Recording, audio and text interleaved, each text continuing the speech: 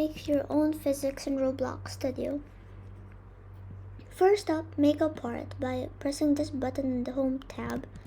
Then drag this to you, and then in View tab, click and find Properties, which is right here, and then search Fit.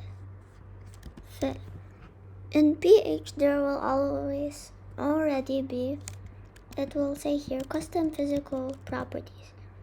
Check mark this, and then press the drop down, and then change this to what you want. Make that 6, and then press enter when you do that. And this one I will keep here, density 1.7, and here we can test it out by pressing the play button.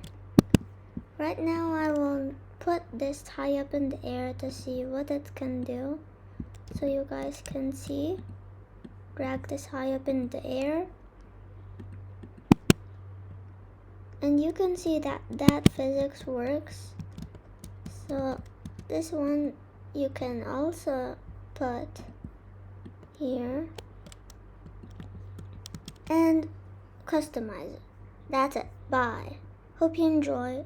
Like and subscribe if you like the video, and comment below what videos you want to make, because I'm running out of ideas right now. Bye.